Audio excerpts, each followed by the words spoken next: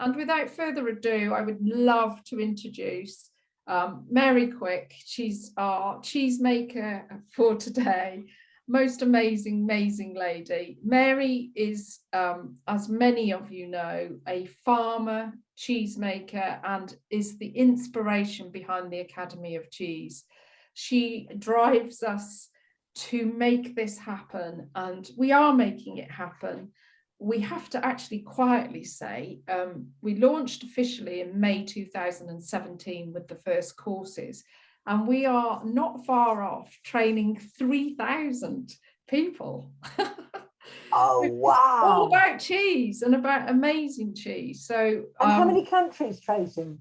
Oh, the last count when I looked, which was a few weeks ago, it was 81 countries. So amazing. And thank you to everybody that has studied with us. If you haven't already, there's lots and lots of different ways to study with us. But we're not going to talk about that now. Let's talk about Mary. And welcome, Mary. Good evening. And you're at home in Devon, yes? I'm at home in Devon on the farm, and it is just wonderful to be chatting with you, one of my favourite people in the whole planet, and to be talking with people from all over the world. I mean, how exciting is that? It's absolutely amazing. I know, it's fantastic. So what we're going to do, I'm going to just ask Mary a few poignant questions, because she's got so much stories, so many amazing stories. And as we ask the questions and talk to you, we're going to taste some of these fabulous cheeses. I don't know how many people manage to get the Letterbox cheeses. Love that concept, that it can just, I've had flowers before through the Letterbox, but to cheese through the Letterbox is even better. So if any of my family are listening, please do send cheese. Okay, Mary, so actually, how many years is it that you've been cheese making, you know, on the farm? I know it started with your mum and your dad. And how many years is it that you've been in cheese? Well, I studied I was a farm student, and I worked on a Cheshire cheese making farm up in Shropshire. So, and that I started doing that in 1981, which it's I didn't know that. I didn't know. Quite a long time ago. Yeah. Goodness. 98. It is. 30 years. Yeah, it is. 40 years. 40 years. 40 years. Oh my amazing. Goodness. Isn't that so crazy? Which Cheshire cheese farm was it? Matson's. They stopped making it. It's now a horse artificial insemination centre, actually in the cheese dairy, which is mad. But I made Cheshire cheese there, which was really fun. But my mum and dad, but particularly my mum, founded the cheese dairies, built the cheese dairy in 1972 here, and started making the cheese in 1973. And there've been we've got pictures of people making cheese on the farm in the 1930s, that sort of time. And, yeah.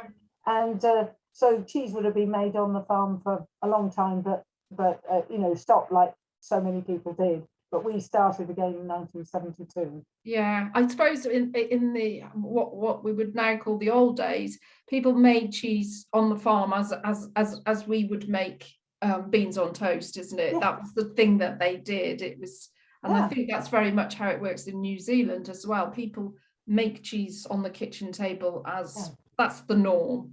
Yeah, I mean, every farmhouse had a dairy with slate or marble in it, and that's where you do the butter and make the cheese. And you know, it's how you took the winter milk through, summer milk through to the winter. You know, that original origin of cheese making. And feed you through the winter months. And at that stage, what was the breed of cow then? Was it just pure Holstein Friesians, or? At that point, it was Friesians. And then when I came back to the farm in 1984, you know, we got to do the modern thing, so we went very strongly to Holstein. But what we realised is that milk really didn't make, certainly for us, didn't make the best cheese. and Holsteins don't really, or in those days, you know, were, you know, we wanted to be really reliant on grazing, and that's not what Holsteins do. So now we've got this amazing mix of breeds, certainly with some Holstein and Friesian in it, but with Swedish Red and Montbéliard and a little bit of Jersey, to get this hybrid vigor. So each of the cows is a mix of those breeds, and that's in part because they're quite little, small, they don't give so much milk, but they really like living outside and walking out to the pasture.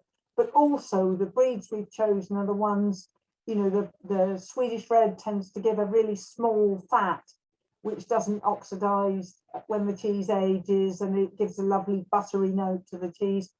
And in the Montbéliard and in the Friesians Friesian Holsteins that we use, we have it's a very strong protein, a little protein particle that can hold some of those luscious fats that you get. And the fats that you get from cows that are grazing are kind of softer, so you get this lovely melt in the mouth. But in terms of the cheese texture, you want to have a protein that's nice and strong and can hold those fats. Yeah, and we're going to taste some of those in a minute. And so how long did that take you to get, you know, do all that mixed breeding and crossbreeding? How long, what was, you know, was it over a number of years, or?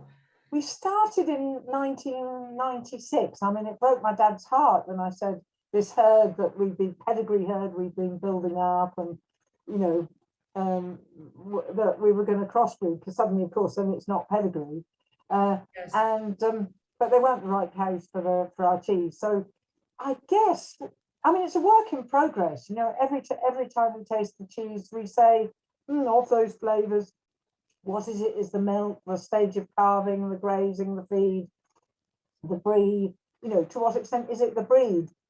And if there are any flavours that we feel arise from the breeding, then we might change that breeding, you know, subtly change that breeding and go in a slightly different direction. But of course, from the time that you do that, it's 3 years before you've even got a cow that's milking. So yeah, it's so quite a slow process. A long process. But the main thing, I think, what I always took from one of the big reasons for it was to be able to get those cows hardy enough to be out on the pastures, which, if anybody has visited the Quick's farm, been lucky enough to, or had a look at the website or the social media, you will see it's these amazing rolling pastures and beautiful lush grass.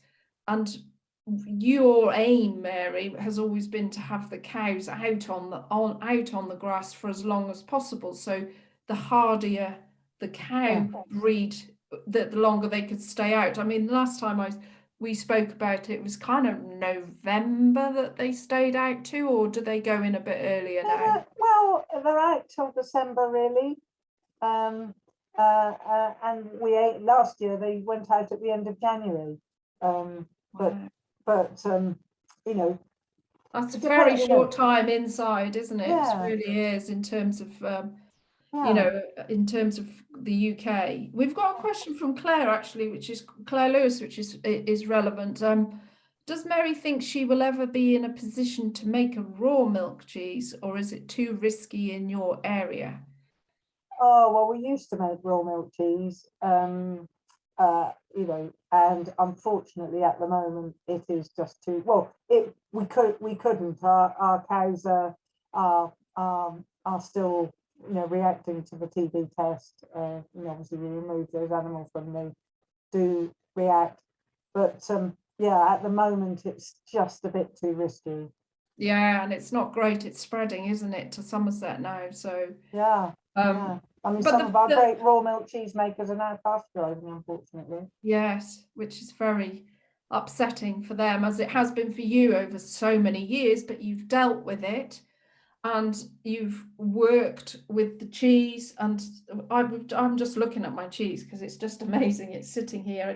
I put a picture on our stories on Instagram to show you the selection, and you've created these fantastic flavors in these cheeses anyway. So, well, I guess the thing is that with our cheese, you know, what raw milk gives you, the key thing that raw milk gives you is those additional layers of flavour.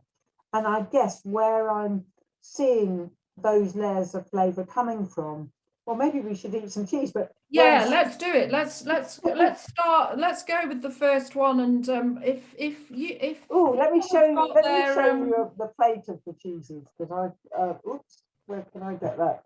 yeah, that's it. That's great. Yeah, oops, there.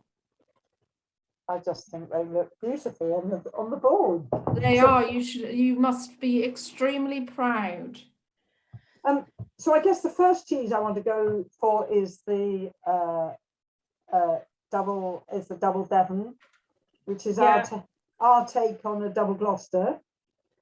And if you've got the cheese, if you wouldn't mind cutting nose to rind, so that we can Tell us about your nose to rind, Mary. Yeah, well, in a clothbound cheese, what you find, and this is one of the sources of the complexity of flavour. What you find is that if you look at the colour closer to the rind, it's darker, and that's because the cheese loses moisture, preferentially from the edge of the cheese. So you actually get different cheeses being created at the heart of the cheese to in the middle. I mean, if you see in the middle, it's it's just a different color. So it tends to be a little bit softer, a little bit more buttery, a little bit sharper in the middle. If you guys managed to get the pack from the Letterbox pack, comes with these wonderful cards about the cheese, and Mary and I were just chatting about this great wheel of flavour profiling that you get on the back of each of the cards. What's Double Devonshire is your take on a double Gloucester, is it, Mary? That's right. So very young, 4 or 5 months. So quite moist. You let the acidity, develop quite strongly, although you mill it at quite a relatively low acidity, but there's enough moisture so that the acidity will develop. You've got some quite complex flavours. You've got some sort of chicory, but creamy, a really, so almost you get right at the end of the flavour, you get almost these sort of brioche, sort of doughy type flavours. But if you start at the middle and then eat halfway back, you get subtly different flavours. And then if you eat right under the rind, quite different flavours. Up to the rind is just unbelievable with your cheeses anyway. There's always so many different flavours. Just looking at is it fat separation or just condensation? I think condensation, really. I mean, if I'm having a look inside the cheese, I'm not we were saying about what's happened, and as many of you know, majority of Mary's cheeses are made in massive 27 kilo wheels. They're enormous. I've been there and made them and clothed them, but we'll tell you about that afterwards. And they are, during the pandemic, tell us what happened, because well, suddenly, all of those places that were selling our cheese, 40% of our cheese is going to food service, to restaurants and events and travel and all of those things, and 20% of it was going to deli counters that closed. So suddenly we lost 60% of our sales, and all of those cheeses all those people tended to take cheese in larger bits and whole wheels or larger pieces of cheese. But what happened, it was extraordinary. People were reaching out to us saying, we love your cheese, we can't get it, we can't get hold of it in the normal places that we would buy it. How do we get it? And so we started selling, really the online side really started taking off. But of course, the minute you've got online, and it's fantastic. We're sending to individual customers. We're having those conversations with individual customers.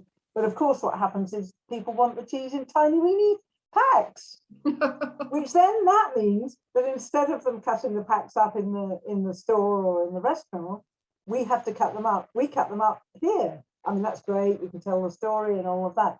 But it does mean that we spent an awful lot of time, and still are, cutting cheese up into 27 kilo cheeses up into teeny weeny things. I mean, these pieces of cheese are 100 grams. There's quite a lot of, there's That's a lot of 250. a lot of those in a 27 kilo wheel that was being sold dunk, and these are lots putting them into of bags, and that, you know, and that's So just what the world looks presumably- like. Sorry to interrupt. Presumably you've had to invest in machinery to be able to vac pack. I mean, the decisions around vac packing is very hard for an artisan cheesemaker as well. Yeah.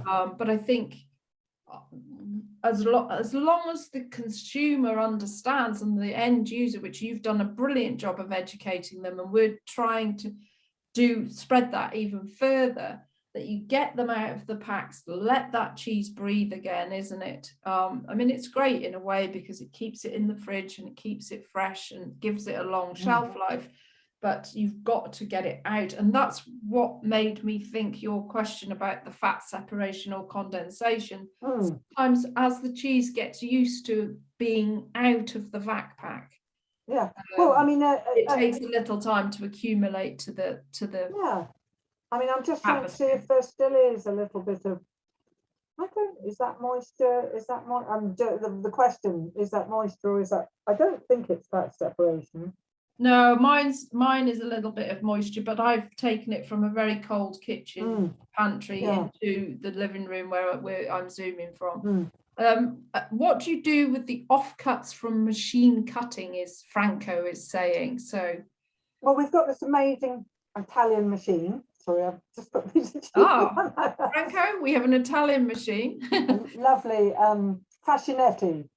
In fact, it was so sad. The guy who invented that machine actually was an early victim of COVID. So I'm so sad, because he was just an amazing guy who got this machine that's really suitable for smaller cheesemakers to cut. Anyway, I remember him, and Yes. you know,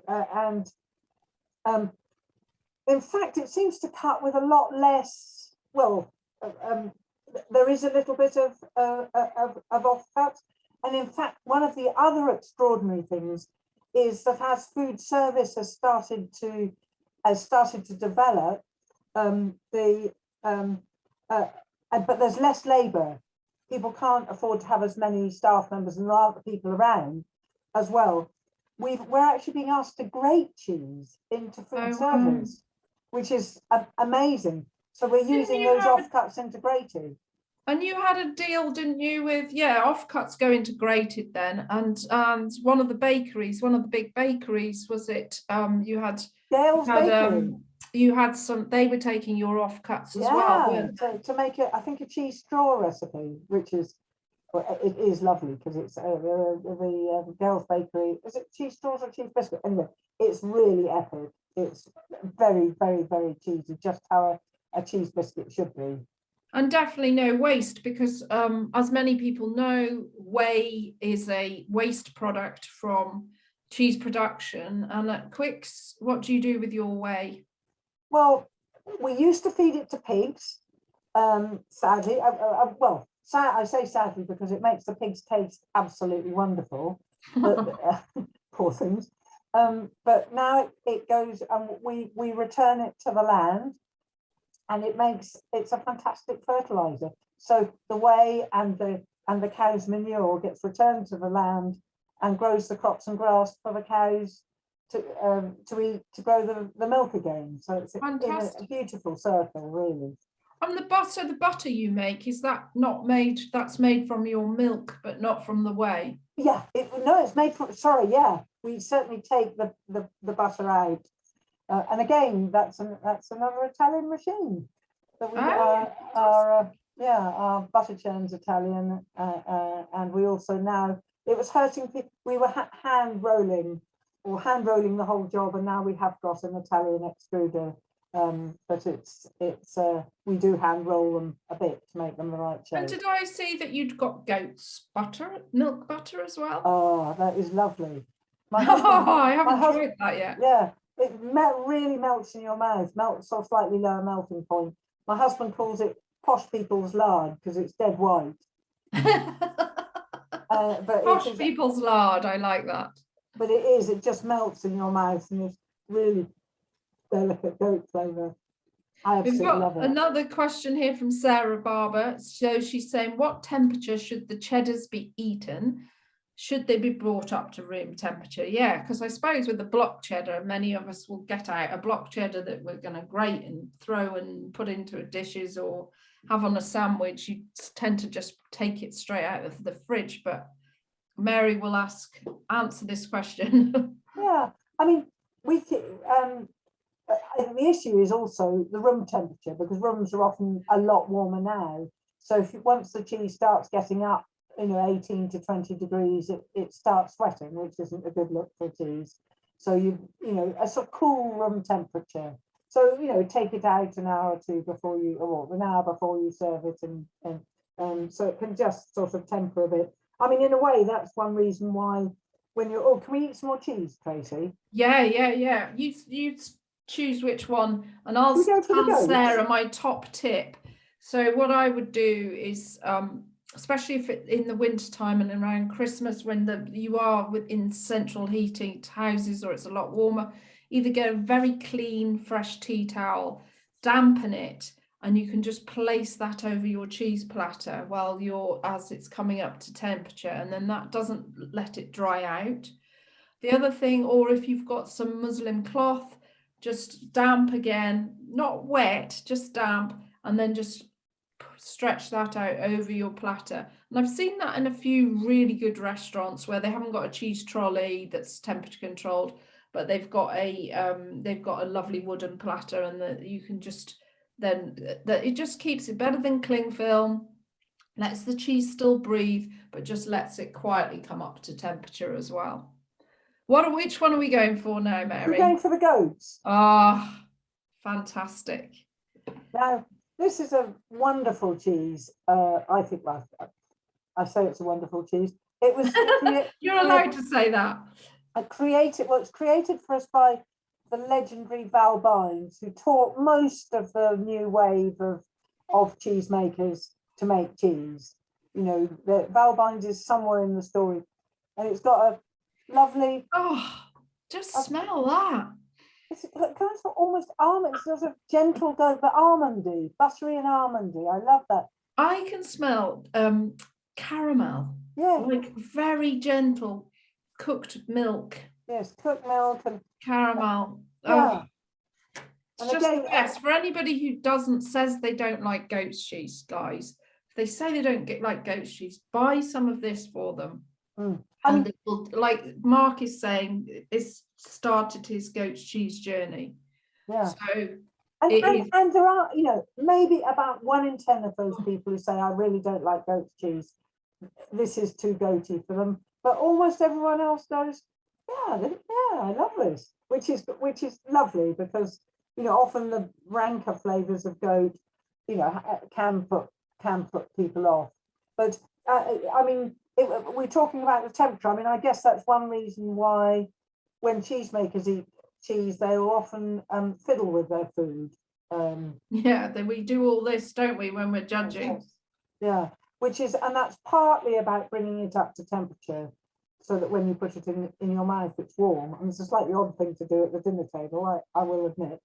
But it brings the flavour. Sorry, go on. Well, it makes the flavours a bit more immediate. They open up across your palate a little bit more easily.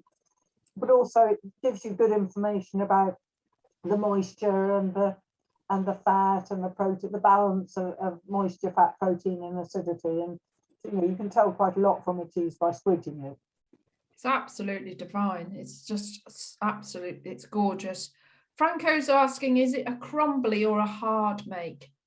It's a hard make. Yeah. We make it pretty much exactly like the cheddar.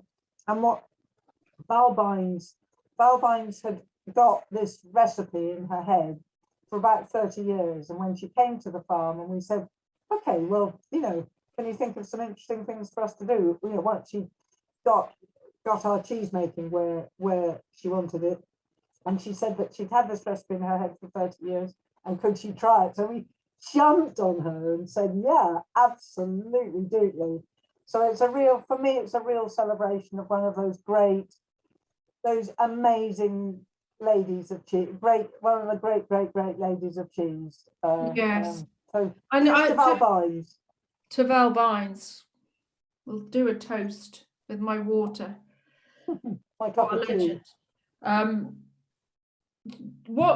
To be fair as well, really, you were one of the first in the UK. Obviously, I know in Holland you can get goat's gouda, but in the UK you were the first person, weren't you? The first cheesemaker to make a hard goat's cheese. Well, because goat's milk doesn't give you fantastic yield, so that's why most goat cheeses are soft, because it's quite, oddly enough, it's quite low in protein and fat. So it does take quite a lot of milk to make rather more milk to make it than cow's milk. And and the goat's milk's quite expensive. So people want to have, the softer the better, fresher and softer the better. But we know how to make, we know how to make hard cheeses. So that's what we do. It is stunning. It is absolutely stunning, and there are so many fans of this cheese, which is amazing. It cooks beautifully as well. I've never cooked with it. Yeah, if you get bits left over, it cooks fluffy. Most cheddars cook a bit. The butter comes off. Oh, yeah. Whereas it cooks fluffy, which is just a really. It makes an absolutely epic cheese sandwich. Or if you want to, it's lovely to cook. Cheese on toast. Yeah. And the flavors, I get very much that almondy, but that's what I love, is that you get that sweetness, but then it does go into a savory round your wheel. So if people have got these, you can really relate to that. And then also, you get that thing that we started talking about. Not only does the fact that it's clothbound mean that it loses moisture, so you get these different cheeses being created along the profile of the cheese, but also because it's got cloth and it's moist, you get this mold aromas. Mold is really unique ecosystem, different for each farm, growing on the rind, and that creates different flavors. Lead into a affineur of the year competition. Which I was just about to say, that's a very nice lead into affineur of the year.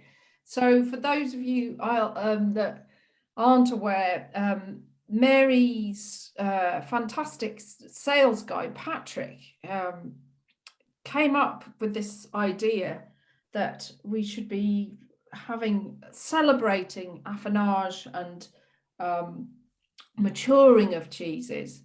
And Mary had done an experiment with Jamie Montgomery, and they'd swapped truckles. So Mary had her 27 kilo Quicke's truckle in Jamie's stores for, was it a month or 3 months? No, we sent them out 3 days old, and we first looked at them about a year later. Oh, was it? It was a whole year. Wow. Yeah.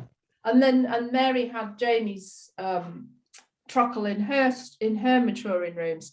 So it's kind of led on from that small experiment, and we've teamed up together. So Mary came to us at the academy and said, would we work with them on this? And we've created affineur of the year competition. It's maturing because it's cheddars, it's not soft cheeses, which is traditionally what affinage is about caring for those little soft and smaller cheeses over a number of weeks, whereas this is all about months and months of looking after these babies. So 10 of Mary's 27 kilo truckles have gone off around the UK to 8 competitors, and some are cheesemakers, some are cheesemongers, and they are all looking after It must be, how does it feel to have 10 of your babies off out of your cheese maturing rooms, your cheese cathedral? How Yeah, does well, it it's feel? really weird because we normally, we've got control over that. But of course, what's happening, it's amazing. We've been getting some amazing feedback already that people are doing completely different things, and it's because in this country we mature the cheeses on farm. We've got no sense of what happens elsewhere. So I can't wait to learn and understand what happens when you do different things. Some of them are plastic coated, some of them are with oil and paprika, and some of them are at different temperatures. But what we understood from working with Jamie, where this idea first came from, is that just in a different store, that different microbial ecosystem just makes a completely different thing. There's just so much fun to have. Yeah, and it's exciting because they've all had cheese from the same vat. They took into their care the cheeses at 3 months old, wasn't it? 3 months, yeah. February Yeah, 3 months. And so we sent them off in May. So they're only quite little babies when they went off. And they're going to be judged in February. So the finals and the culmination of this experiment will be February the 24th. Tickets are going on sale, as I said, to Friends of the Academy first for 7 days. They are £50 each because we've had to hire a venue in London to bring all these cheeses together. You're going to get to taste all of the cheeses. With the makers will be there. The makers, maker, Mary will be there, obviously, and we will have all the competitors will be there with their cheeses and with other cheeses that they make as well, to talk to you about the experiment, how they got on, and then we will be crowning. It's going to be really hard to judge, Mary, because it's going to be, normally it's the cheese competitions, which Mary and I judge at lots of these. You get a table and you're judging different makes and styles of cheeses and different ages, whereas these are just, it's going to be really, really exciting. We are getting a little bit geeky about it. Yeah. Well, it's the thing about celebrate. People talk about the cheesemaker, but there's a whole art of affinage that really, they understand about in Europe, but we really don't. We've got no sense of it. I want to build that art here to celebrate another way of celebrating cheesemongers. Oh, and I noticed in the chat, any chance of getting one of them to India next year? We can try. Yeah, because next year we've no idea. I really want to build on this affinage of the year, but we don't know how. We don't know what it will look like next year. It'd be good to bring some other cheeses in as well, rather than just a cheddar. But we don't know. We'll have to work it out, won't we, Tracy? We will. And part of the idea of doing it, as Mary said, is around helping people to understand what affinage is. Because if you Google affinage or affineur, nobody Googles it. Nobody. It's not really there. So we are working on that. We've got a beginner's guide to affinage coming out on the website. So do check it out. So go to Discover Cheese on our website, and it's under there. It's affineur of the year. So go have a look, because we've got all the competitors. We've got the cheeses as they've been maturing. Some of them have sent in pictures, and we're doing visits. So do take a look. And if you can, come and join us in London on the 24th of February. Anyway, enough about that. Let's try some more. Tell us about some more cheese. Oh, so the next one we thought would be, are we going to go for the elderflower, your baby, or the mature? Let's go mature first. Let's go mature. So this would be absolutely very much classic, isn't it? Our classic. That's what we sell most of. And again, if you want to do this nose to rind and just see what's happening, maybe even squidge at the rind at the nose end to begin with. When I cut this, it was really, I could see it was a much drier texture than the other two that we've just previously, the goats and the, you can see it's you know, how long has this one matured for, Mary? Well, this What's matures? 15 months, and probably this one is a bit older because of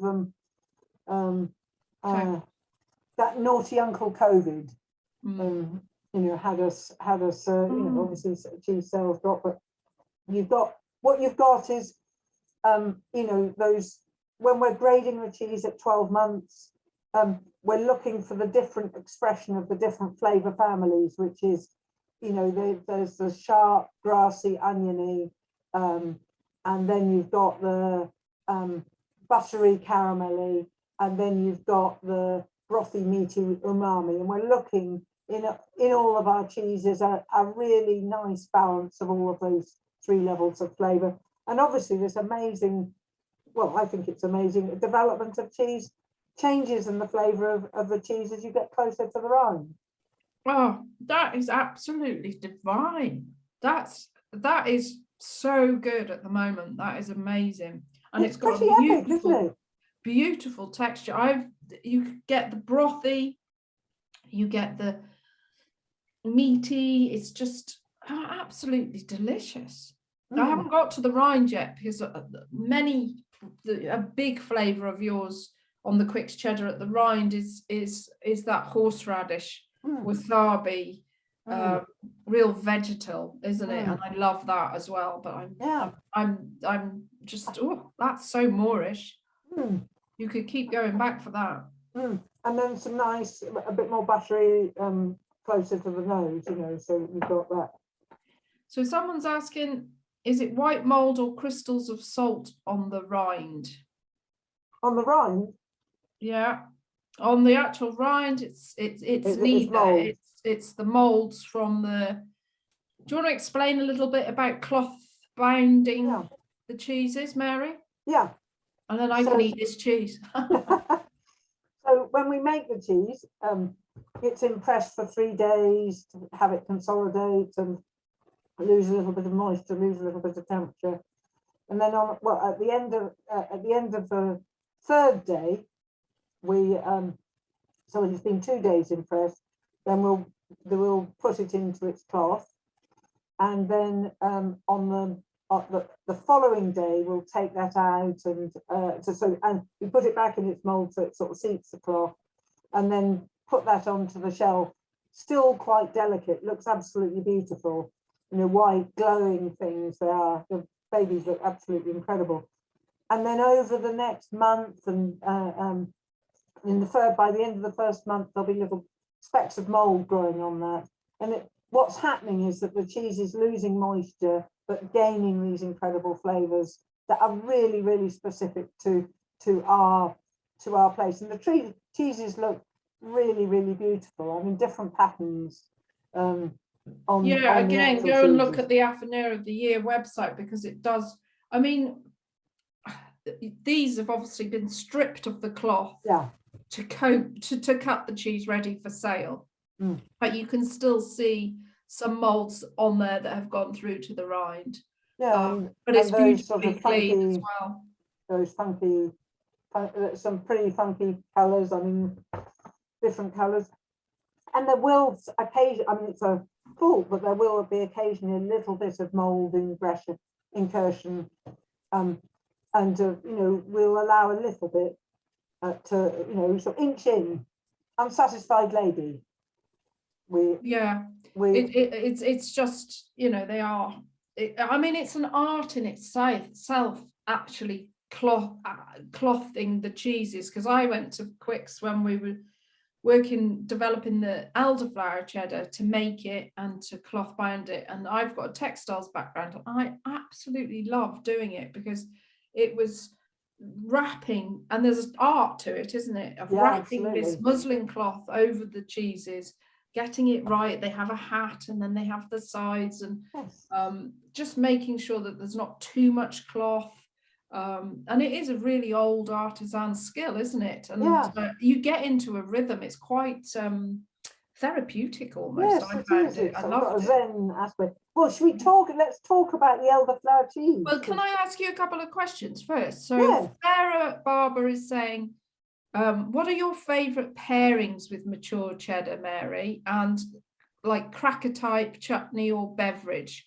I mean, Mary, you obviously haven't seen it. She likes salad leaves Yes, for their cheddar. I grow, It's very I grow healthy, mad, lady. I grow mad salads. Aim of my garden is to grow salad 365 days of the year with some amazing flavours from all around the plants from all around the world. And There is a British Cheese Weekend video still on the website with Mary pairing salad leaves with her cheddars. So it's well worth a look. If you've had an unhealthy day, you can just go for the salad leaves and the cheese. And it is fantastic because it really brightens up your palate as well, doesn't it? yeah, well, I mean, the thing is that there's always incredible, really interesting flavours in different, well, the mad salads that I grow, but the flavour that they miss, that they simply don't have anywhere, is that umami, and it just gives this beautiful umami heart to the flavour. I guess, you know, there are some amazing crackers out there, aren't there? I mean, the fine cheese co-bath crackers, some absolutely beautiful, because I like ones that are quite delicate, that don't sort of not beat you up. overpowering. Yeah, and aren't too sort of doughy. I like those ones that are really crisp, so wholemealy. You can't beat. I think sometimes as well. I do love a baguette, you know, Yeah. a crusty baguette, and just Yeah. hunk of baguette, Yeah. hunk of cheese. It's beautiful. Yeah, I think, and I guess that's because you've got those, well, those sort of doughy flavors, the sort of yeasty doughy. Again, what it's missing is the sharpness and the umami flavor. So, well, I like those sort of complementary pairings where you're putting something in. And what tipple would you have? Because we're just talking about drinks actually today at what we will have at Affineur of the year. And all of the Quicke's teams guys ganged up on me and were very keen to have cider there to go with the cheddars, because I think you've done quite a lot of work with cider and cheddar pairings, haven't you? Yeah, I mean, there's some incredible single variety ciders around now, and ice cider, and you know, well, I guess what grows together goes together, and cider is very much a thing from our part of the world. Hard cider for Americans, you know. So and some incredible flavors, really gorgeous flavors coming up with those ciders. Have you got orchards on the farm then? Have you got orchards on the farm where? Yeah. And do those apples go for cider, or do you? Yes, sometimes. Are you a big apple pie fan? I'm quite a big apple pie fan. Yeah, no, we've sometimes they go off, but they're not commercial orchards. We've got them there more for their sort of ecological value. Yeah. So in the main, it's the cows who eat them, and it's very, very funny to see cattle eating cider apples, because they do start looking very, very mellow and swaying a bit if they eat enough. Your cows are very lucky, very, very lucky. Someone, Franco's here saying mead. Mead. Oh, mead is lovely. It really is. That is a gorgeous drink, because that intense sweetness that you get with mead, obviously made from honey. I think again that's well, cheese has got that amazing capacity with the sharpness and the umami and the salt to really lift a lot of those things. Yeah. Yeah, there is on the little Claire, no, it was Sarah that asked that, on the little cards that come with the cheeses, there are some pairings on here as well. And which particular side? Well, Sanford Orchards is made 2 miles from here, and the orchards are all the orchards for that are all around us. So, I'm trying to think what the single variety is, and there's a lovely ice cider that Barney makes, which is absolutely epic. I really love Dunkerton's cider. Dunkerton's are in Herefordshire. Oh wow, I don't know that. And it's organic cider. And I used to sell it in my delicatessen when I was in retail, and they make a cracking perry. I love a proper perry. Proper perry is if you can get Dunkerton's perry, guys, just get it. It's amazing, organic, just beautiful, and they've been making it for probably as long as you've been making cheese. So I'm going to make a note of that, Dunkerton. Dunkerton. I love a great perry. Ivan, and I can't remember his wife's name, sorry, but really lovely. Someone, Claire, is saying, this is about the third or fourth time I have eaten this mature this year, and I can now, thanks to the Academy, really appreciate the differences of flavour, texture during the year. Absolute fabulous to taste the seasons through the cheese. Yes, thank you. That's very nice compliment. But yeah, you can taste the seasons through the cheese, and it is, you know, you get when the Europeans talk about Comtés and Beauforts, and it's very much this, you know, the winter season and the spring season. Well, I don't think we harp on enough about it with our cheddars and with our harder cheeses, and which you really can taste them. So and it's a really distinctive thing when the cows start going out to grass in the spring, and then we start absolutely the very next day we start getting some of those grass-fed flavours. But then that's a time as well for your cheesemakers that are in there day in, day out, because Mary is physically not making cheese every day because she's done her turn. And but your guys are so skilled, and you go in and work with them, don't you, at the changes of season, and when the cows go back out to the grass, or when they come in, to make sure that the cheese stays. The grading is a really important sort of part of the feedback into how do we, you know, we sit down with all the grading notes and the make notes and really work out, you know, what are the tweaks, what do we need to do. But you know, and my team is absolutely epic. How many times are you grading? Because at Quicke's there's this enormous cathedral of cheese, and you have to grade obviously to see which cheeses are going to go on to be matured for longer, to go up to vintage or beyond. How often are you grading there? Well, we grade once a month. So, and we at that once a month at the beginning of the month, we look at then every vat that's 3 months old and every vat that is 12 months old.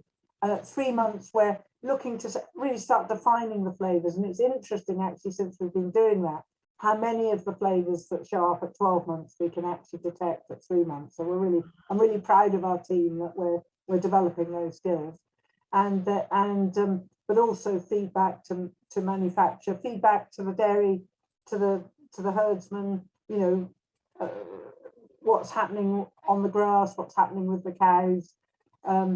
And then at 12 months old, what we're looking at is really to distinguish into those different flavour families and work out where they go. You know, different customers will take a different slice of flavour, and so because of the other thing is these amazing starters that we use is another source of the complexity of flavour. The starters we're using were originally collected from the best cheese dairies in the 1960s and the 1970s. And originally developed from natural souring of milk whey starters, and they are and because they're that way, they're a complex mix of microorganisms, so uncharacterizable mix of microorganisms, and as those mature, you get in the make, you know, different, all of those microorganisms are growing and different ones come to the fore with different makes.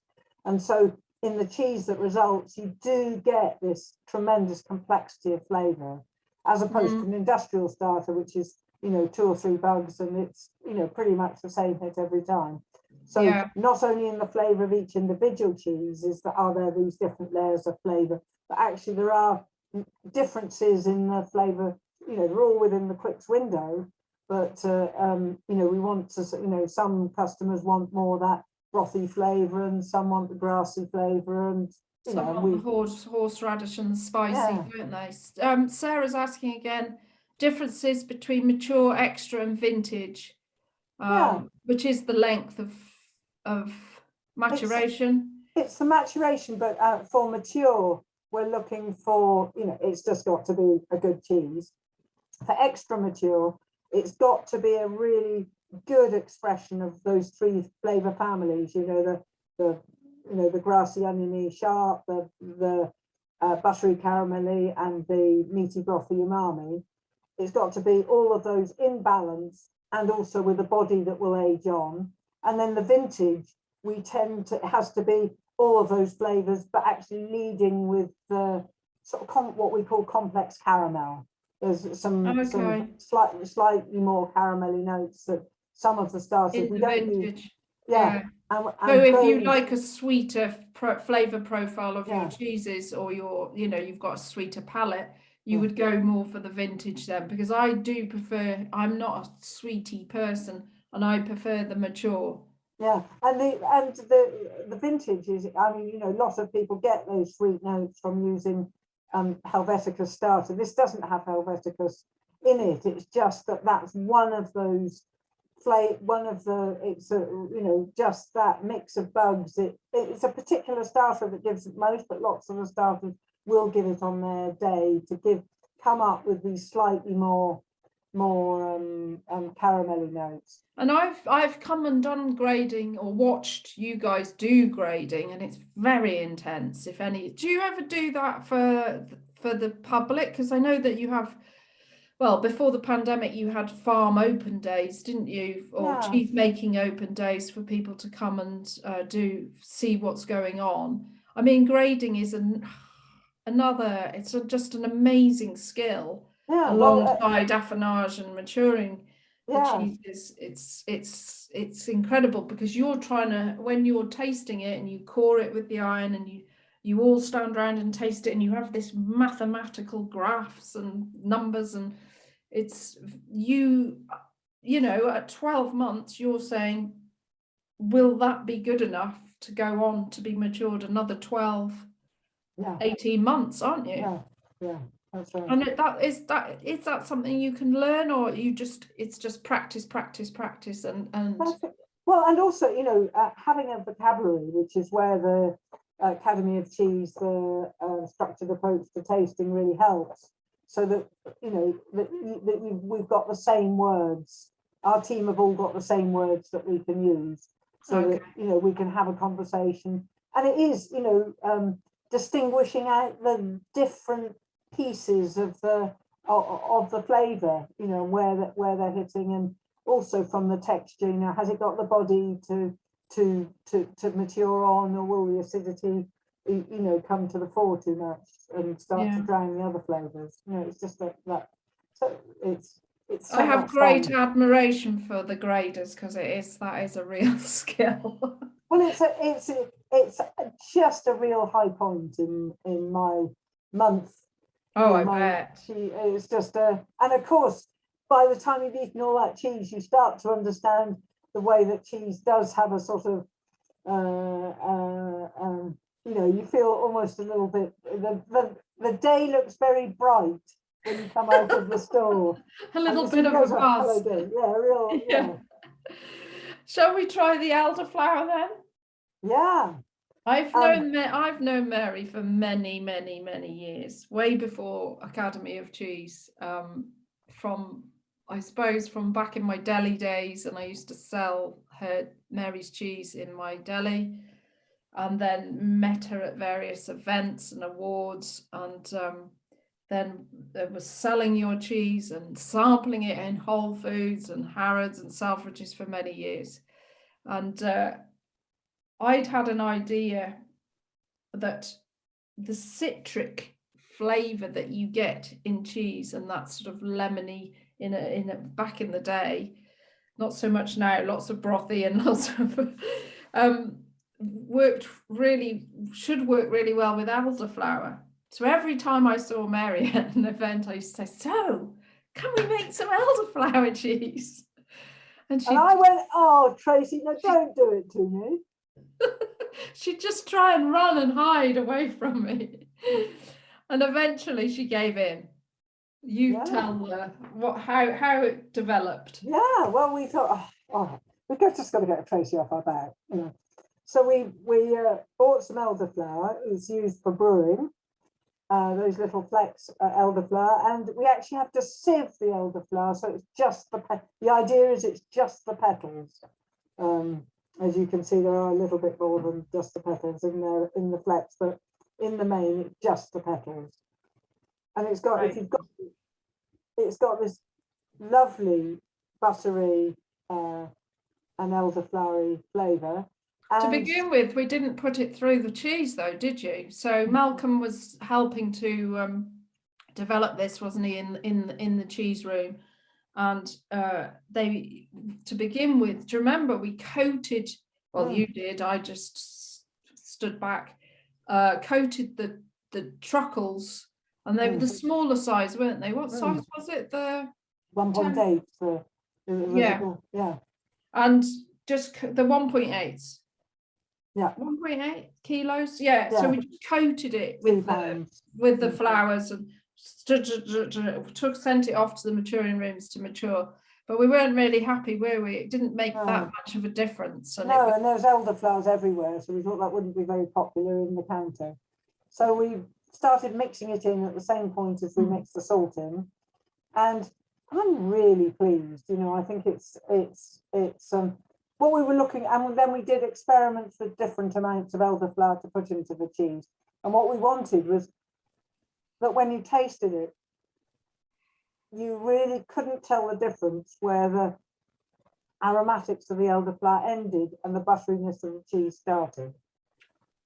And that, so that you had this sort of beautiful harmony. Have we done that, Tracy? Is this what you imagine? It is incredible. I've got friends, because you were sending me the cheeses with all different, so we had like 6% elderflower in there, 10%, 3%. And I used to give it to my friends, bring them around and say, come on, we need to try and see which one's the best. And feed back to Quicks and Mary and get it right. And it is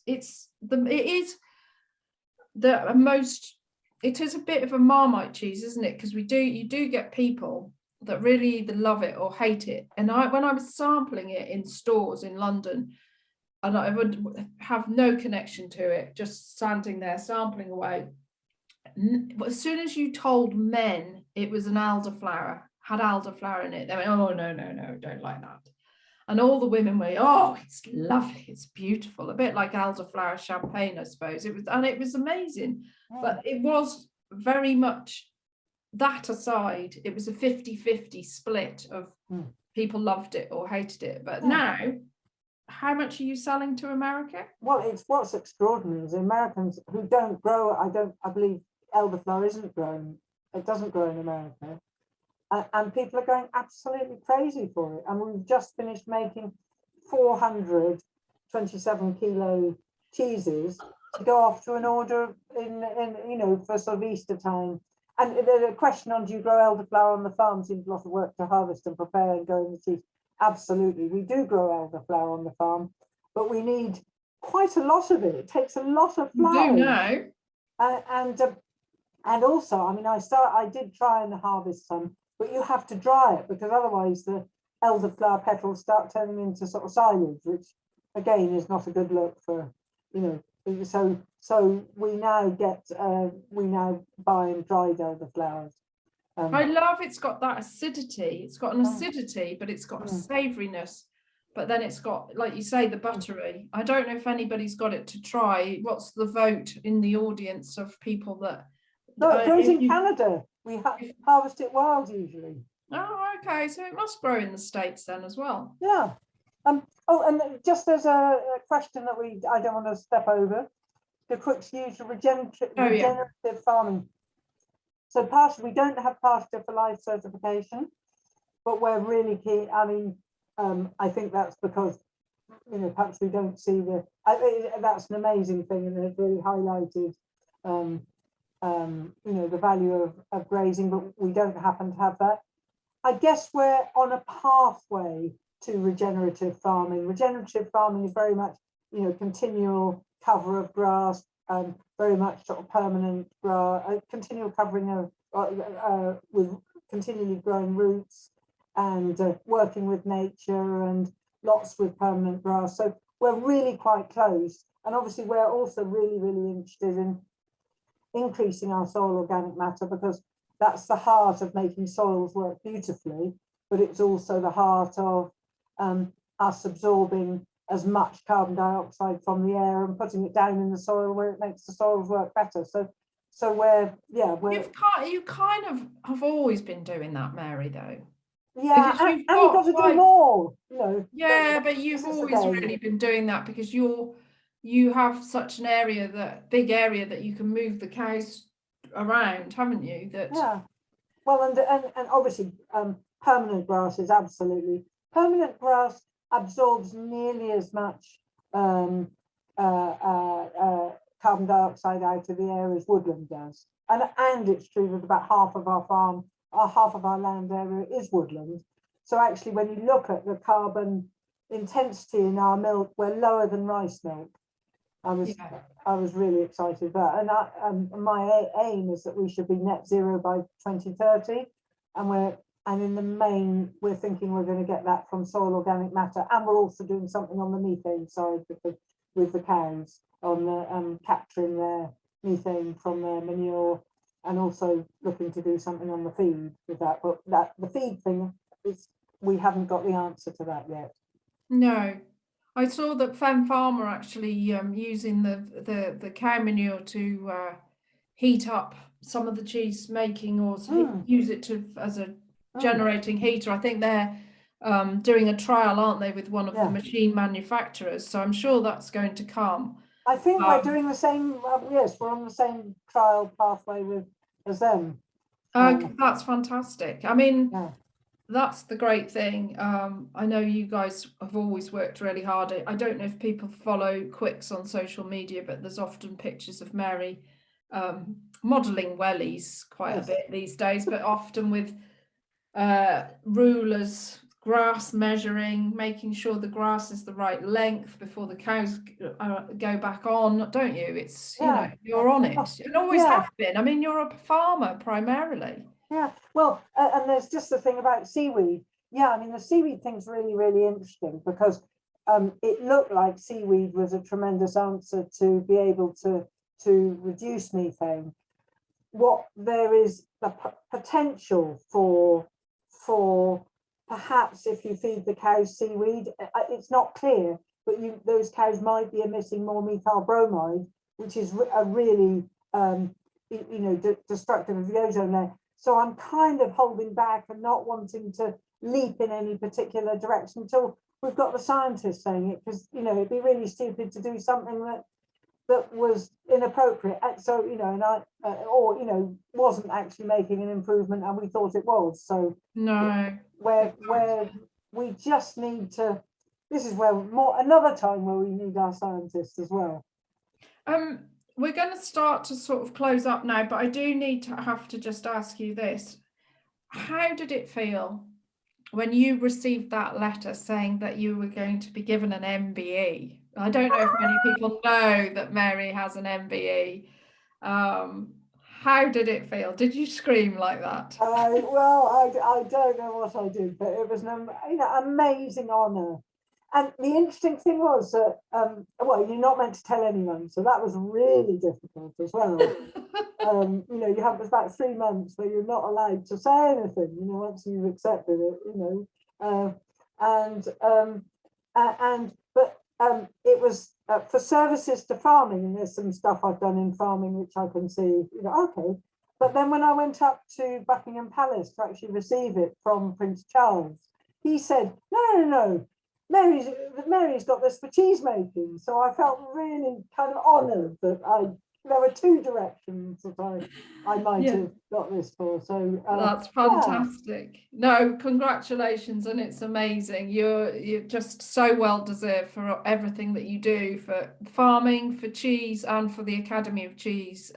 As one of our founding directors and the inspiration behind the Academy of Cheese, Mary is just a driving force. She is amazing. She keeps us going and inspires us every day, and to work hard and play hard and enjoy amazing cheese. Absolute legend. Is so true here.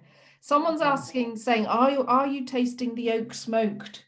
So maybe we should do that quickly. We can do it in we said 15:15. So if people is that okay? Yeah. What's the time? Well, people can leave, but if you want to hang on, Yeah. it's 8 minutes past, you can we can taste it. Because how do you oak smoke? Tell us about it. It's obviously naturally smoked. Yeah, well, Do you use if all the people went away on our farm, the tree that would return would be the oak tree. So Yeah. again, we cut it into pieces this deep, maybe a whole round, smoke it for about 16 hours over oak chips from the woodland. So it's quite a delicate smoke. Tracy, you look as though you're choking. The cheese has just gone the wrong way. Oh, I'm sorry. Excuse me. Oh, poor you. So it's got this rather gentle, delicate colour of the smoke. It's so really gentle. So what I wanted was that you would get a little hit of smoke, and then you would get a dance of the smoke and the cheese, but actually at the end your palate would be left clean, and what you would be left with cheese. I was keen not to, when we first started smoking cheese, it's very easy to make it very sort of tarry and smoky, so that you really don't get to taste And the you cheese. can, it can almost go to fishy, can't it? If you go overboard. That is, excuse me, sorry folks. I haven't tried the smoked for ages, and actually that is lovely. It's very, very subtle, isn't it? Very delicate. And the other thing, what I love about it is in cooking, because you've got quite a delicate. We actually select into the cheese that we smoke tends to be cheese that has got quite not particularly a strong flavour. Actually, when we're grading, if we have something whose flavour isn't incredibly, doesn't unfold and have lots of different layers, what we'll call it a plain. Oh, that's a bit plain. Oh, well, we'll smoke that, because then you can, then you get this nice dance. It's not fighting with the smoke. You get a nice dance of the cheese, and the smoke, and they're not tussling away. So that's I love that. I love that vision of dancing with the flavours, dancing with each other. That's fantastic. I'm going to use that. That's a great way of describing it. I just have to say hello to Natasha, who's is zooming in from Switzerland. And I do remember you, Natasha. You came to Shrewsbury to Tanner's to do your level 1, didn't you? wow. I think that's you. And wow. yes. Hello. Lovely to see you again. I've now moved from Shrewsbury. I live in Norfolk now. I was so amazing. But you came and we did, that was one of the very first Academy of Cheese courses with Charlie Turnbull, actually. So exciting. Isn't it amazing? Yeah. So there's a question about the cold smoke around 50 degrees. So it's we don't let it go above about 24 degrees centigrade, which would be, oh crikey. So we do it overnight. Well, 20 degrees is 70 Fahrenheit. If it goes much above that, then you certainly get some very delicious smoked butter and some low-fat smoked cheese, which is great, but not what we're after. No, and you've got some lovely compliments here. Mary is such a wonderful public face for British cheese. Her enthusiasm is just infectious. Many, many congratulations on her honour. Very well deserved. Thank you both for tonight's interesting talk. Oh, well, that's really lovely. And thank you guys for joining us. I hope we wanted to keep it kind of informal, and because Mary has so many amazing stories to tell. We could go on for hours, really. The cheeses are just stunning tonight, Mary, I must say. You know, I'm not a biggest fan of fat pack cheese, but they are just gorgeous. Top tip, make sure they're out of the pack 40 minutes, an hour before tasting, really is, and they're just absolutely beautiful. So well done you. I love that tip about a damp cloth. I shall use that. Got to be clean damp cloth. Clean damp. Got you. Love it. Great. Thank you so much. I've learned. That's a really useful top tip. Well, no, not at all. And so guys, come and join us if you haven't done your academy. Come and join us, because we're working hard at it. And if you can afford it, come and buy tickets to be with us in London to try these 10 of Mary's babies that have been off in all these wonderful places. It's going to be extraordinary, and we're going to enjoy a few beers and ciders together alongside the cheese, aren't we? Yeah, absolutely. Fingers crossed. So everybody, thank you so much to Mary. Thank you for taking your time out of your evening. Say hello to Tom, your gorgeous husband, and we will see you soon. Oh, at the fantastic. BBC Thank Good you, Food Show on Katie. Friday. Yes, We're at the brilliant. NEC, guys. Brilliant. See you. Take care. Thank you, everybody, so for much. joining. Night Bye-bye. all. Thank you Night. very much. Bye-bye. Bye.